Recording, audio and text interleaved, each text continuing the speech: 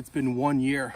And what a year it's been. I made a few videos talking about it, and today that was a bit of an issue for me because I really wasn't sure how I was going to frame this 1 year anniversary video.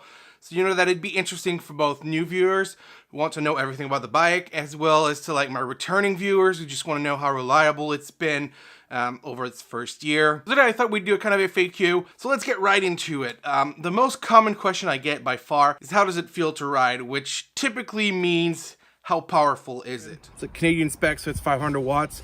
It's a little less than a US spec. To me, I'm like 6 feet, 300 pounds. So 500 watts was maybe a little on the low side when I first got it. I was pretty out of shape when I got it. It's not really powerful enough to kick you off on this flat. Definitely not powerful enough to get you off in an incline. If you give it a little push, it'll get going. Once it's gotten a bit of inertia, then it gets you up to about 20 kilometers an hour on the flats. You don't have any wind. Other than that, if you're willing to pedal it, it will actually give you quite a lot of power going forward. If you think it's not good enough, then there are plenty of options out there to make that a whole lot more. That motor can easily handle like 1200 watts of power. The 48 volt battery with a new controller from like Bolton or whatever and a new display can get you good speeds, get you good acceleration. So if you're looking into that, definitely check out Bolton e-bikes. Another fairly common question I get is regarding the quality of the bike. Since you have to order online and very few people have access to a showroom, there's one in Vancouver, there's one in Seattle, and I think that's it. It's hard to get a good impression before you buy the bikes. From my experience, the bike's been about on par with a $500 Walmart bike, which is fair considering all the electronics you get for your $1,500 US price point. The frame is solid enough, the welds are good on it, I don't think it's gonna crack, and mine has been really solid so far. It doesn't flex too much even for a big guy like me. The derailleur is nothing to write home about, but it gets the job done. I've had it adjusted by my mechanic. He did mention that he had a hard time setting it up properly, but once he had it worked out, it's worked for almost 1,800 kilometers without any issues. It's just starting now to miss gears again, so I'm gonna need to get that set up once the pandemic is over, because right now my mechanic's shop is closed. So however, the brakes are shit. I've said it in every video that I've made, and I get flack for it on every video. There's always that one dummy that goes, no, the brakes are fine, they'll lock up the wheels. No, they won't. They're mechanical brakes, and they suck. Don't expect anything out of the brakes. I've upgraded to mechanically actuated hydraulic brakes, so actuated by the same mechanical cable that was on the bike when I got it. It's a little better. What it definitely is not as loud. The other thing I've noticed is the mechanical brakes, they kind of get shot whenever they get a little heat into them, whereas these Chinese brakes, they last a little longer. You get a couple good brakes out of it before they start to fade out, so that's good. Other than that, I've been really happy with the overall experience. I've mentioned in a previous video that I had an issue with bending the crawler gear on the freewheel, and so far that remains really the only issue that I've had with the bike.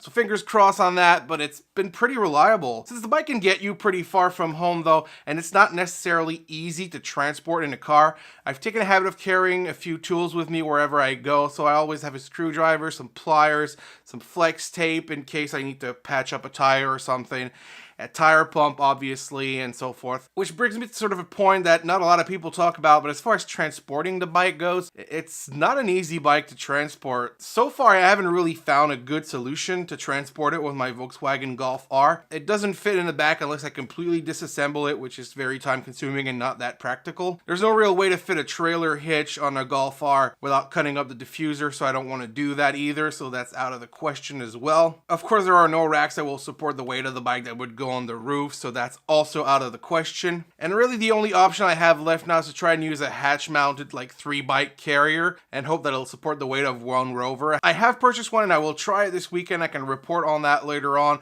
but so far that's really the only option I found that could potentially work. I don't even know if it's going to work. And to be honest, that's one thing I hadn't really thought of when I purchased the bike. Carrying around can really be a challenge. I think the best solution is to either have like a pickup truck and load in the bed, or have a vehicle that you can put a good hitch on that will accommodate a solid rack. For me, let's just say I've been snooping around the classifieds for a nice Toyota Tacoma right now. I'm really thinking about switching over to a pickup truck because of the bike. The other thing I never mentioned in a video before, but I guess I'm gonna mention it now, is the bike is pretty loud. Spokes rattle. There's a bit of whine that comes from the bearings. I don't know I've greased it up a couple days ago and it really hasn't gone away, so I guess I'm stuck with it. Other than that, a common question people have is, what's it like to ride? Honestly, it's a very heavy bike. It's not very nimble. I would really recommend people take their time to learn the bike before they hit, the top speed that it can manage. It can go anywhere from like 30 to 40 kilometers an hour, depending on the terrain you're riding on, I guess. Another thing that I guess a lot of people have misconceptions about is, just how capable is it off-road? Honestly, not that capable. It's not a mountain bike. It's not really a fat bike. The tires that come with the bike are average. This kind of terrain is where it's best at. So gravel roads, bit of mud, bit of snow, nothing too dramatic. It's good enough on the streets as well. If you're gonna do mostly street riding, probably wanna change out the tires to something a little slicker. If you're gonna do snow, the nose is very heavy, so it's kind of hard to control in the snow. I would say if you wanna go in the snow, get better tires for sure. Don't expect too much out of it. It's not gonna get you all that far. So I guess now all that's left for me to do is to give you my final thoughts on the bike from the 1 year later perspective. So the tires have been adequate. The rear lasted about 1,200 kilometers and the front is still in acceptable conditions after 1,800 kilometers. I'm probably going to change them out a little later this season. I've not decided yet if I want to get some like more road focused tires or stick with the more off-road oriented tires. We'll have to see. I'd give the original tires a good 7 out of 10. They do the job and it's good enough. The motor and all the electronics have all performed perfectly. I haven't really noticed the battery losing any capacity either, so that's really nice. The screen does what it needs to do mostly, and the lights are bright enough for most situation. So all in all, I'd give the electronics a solid 10 out of 10. I really think that's where the Rad Rover and basically any Rad Power Bike products really shine.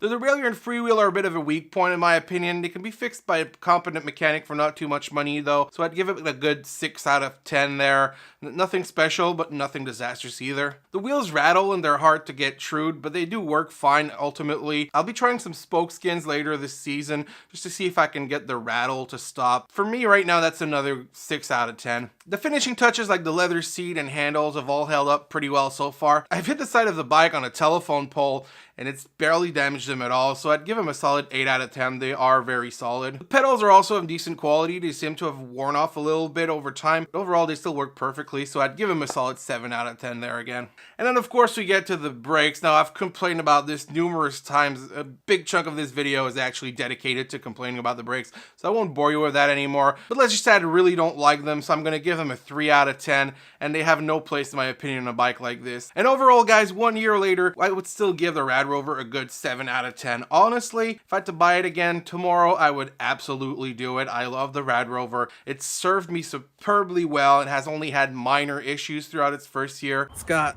1,800 kilometers on it at this point, and I would never have gotten out this much hadn't it been for this bike. So it's a very common question people have is, can you get in shape using a bike like this? And I guess it really depends on how you're going to ride it. If you mostly use the power, kind of ride along and pedal it just when it's not able to keep up, and you're probably not going to get a lot out of it. Still going to get you out there though, so that's always positive. You can get a bit of fresh air. If you're going to push it to its limits, push yourself to your limits, ride it as hard as you can and use the power just to get you that little extra fast. It's going to get you in shape. Really depends what you're willing to put in it. Of course, if you like this video, make sure you leave a comment and subscribe if you're not already subscribed. I post rad videos every once in a while. Whenever I get a new accessory, I got something relevant to talk about. And of course, I make music videos every Sunday. So if you like those, you can subscribe for that as well. And with that said, guys, thank you so much for watching, and I will catch you in the next one. Peace.